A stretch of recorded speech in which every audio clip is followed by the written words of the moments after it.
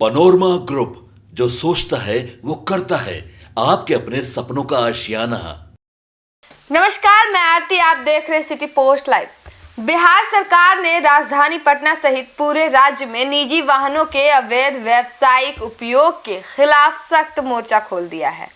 सूत्रों के मुताबिक परिवहन मंत्री श्रवण कुमार ने इस गंभीर समस्या को देखते हुए ताबड़तोड़ कार्रवाई के निर्देश जारी किए हैं, ताकि नियमों के उल्लंघन को रोकने के साथ ही सरकार को होने वाले भारी राजस्व नुकसान को रोका जा सके। पिछले कुछ समय में राज्य के कई जिलों से मिली जानकारी में यह सामने आया है कि निजी पंजीकृत वाहनों का उपयोग बिना आवश्यक परमिट, फिटनेस सर्टिफिकेट और व्यावसायिक लाइसेंस के कमर्शियल कामों में बड़े पैमाने पर किया जा रहा है।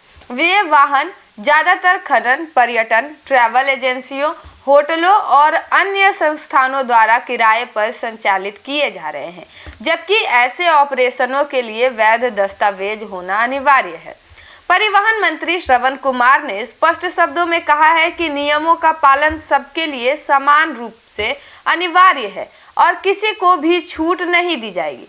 उन्होंने परिवहन विभाग, जिला अधिकारियों और जांच एजेंसियों को निर्देश दिया है कि वे तत्काल जांच प्रारंभ करें और ऐसे सभी वाहनों, एजेंसियों और मालिकों की पहचान कर उनके खिलाफ कानूनी कार्रवाई सुनिश्चित करें।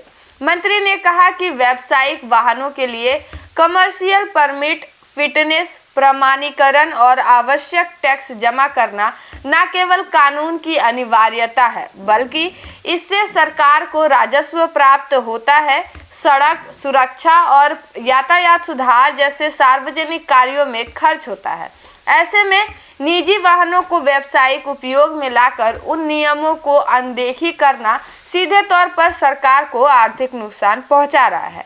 उन्होंने यह भी स्पष्ट किया है कि अगर सरकारी विभागों, एजेंसियों या कार्यालयों में भी नियमों के विरुद्ध निजी वाहनों का उपयोग होता पाया गया तो संबंधित अधिकारियों की जवाबदेही तय की जाएगी।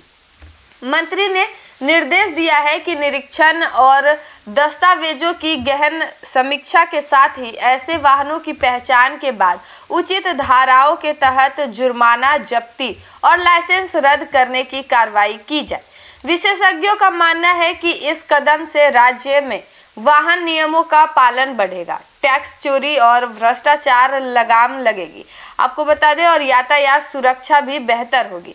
फिलहाल परिवहन विभाग में जांच अभियान पहले ही कई जिलों में शुरू कर दिया है और पहले चरण में कई वाहनों के खिलाफ नोटिस भी जारी कर चुके हैं। इस बड़ी कार्रवाई से स्पष्ट संदेश जाता है कि अब राज्य सरकार व्यावसायिक गतिविधियों में नियमों की उल्लंघन भी स्थिति को बर्दाश्त नहीं करेगी और हर वाहन मालिक को कानून के दायरे में रहकर ही संचालित होने की बाध्यता का पालन करना होगा। इस खबर में फिलहाल इतना ही। धन्यवाद।